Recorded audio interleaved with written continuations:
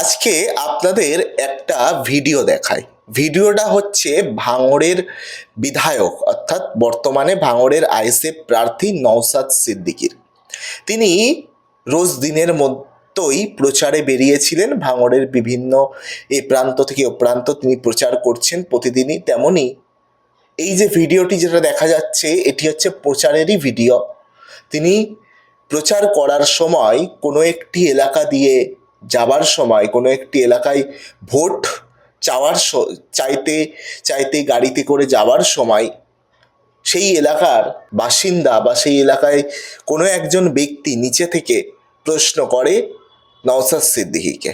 আর এই ভিডিওটি এখন রীতিমতো ভাইরাল সোশ্যাল মিডিয়ার বিভিন্ন জায়গায় আমি দেখতে পাচ্ছি এই ভিডিওটি। তো সেই কারণে আপনাদের সামনে নিয়ে এলাম। আগে ভিডিওটি দেখুন, তারপর আমি বিস্তারিত বলছি।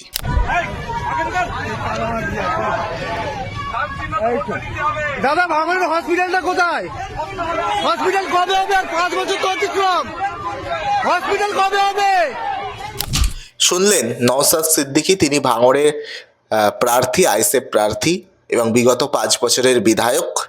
তিনি যখন ভোট প্রচারে ওই এলাকা দিয়ে, নির্দিষ্ট এলাকাটির নাম কি বলতে পারবো না, যদি ভিডিওটি কেউ দেখে থাকেন ওই সব অঞ্চল থেকে এবং যদি কেউ চিনতে পারেন অবশ্যই কমেন্ট করবেন যে এটা এই এলাকা, তাহলে জানা যাবে এই বিষয়টা।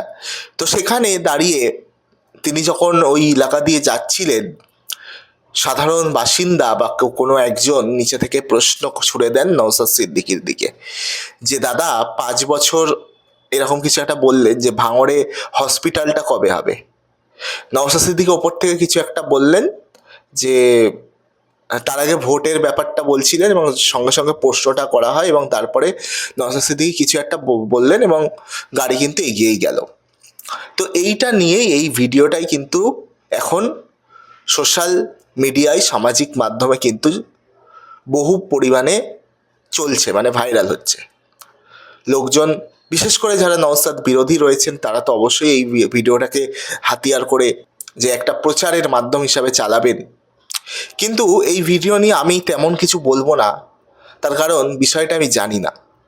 তাই কোনো বিষয় না জেনে তার সম্পর্কে মন্তব্য করাটা ঠিক না। আর আজকে এই ভিডিওটি জানি না কিছু, তাহলে কেন আপনাদের সামনে নিয়ে আসলাম এই কারণেই, কারণ নওশাদ সিদ্দিকীর আমি এতদিন ধরে যা ভিডিওস দেখেছি, সোশ্যাল মিডিয়ায় যেভাবে নওশাদ সিদ্দিকীকে দেখেছি, বা এই যে প্রচার, এখানে ব্যাপক জনসমর্থন দেখেছি, ব্যাপক পরিমাণ মানুষের আশীর্বাদ, ভালোবাসা দেখেছি তার প্রতি।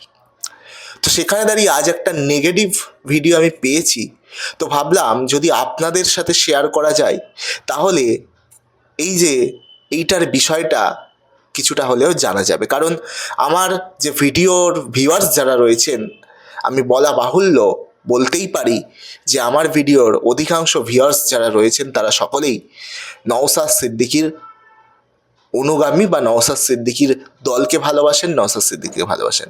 কারণ আমাদের মানে যে ভিডিওগুলি আমরা করি, বিশেষ করে এই নওশাদ সিদ্দিকীর ভিডিও, আইএসএফের ভিডিও, এই ভিডিওগুলো যেগুলো করি, এখানে প্রচুর পরিমাণে আমরা ভালোবাসা পাই অন্যান্য ভিডিওর তুলনায়।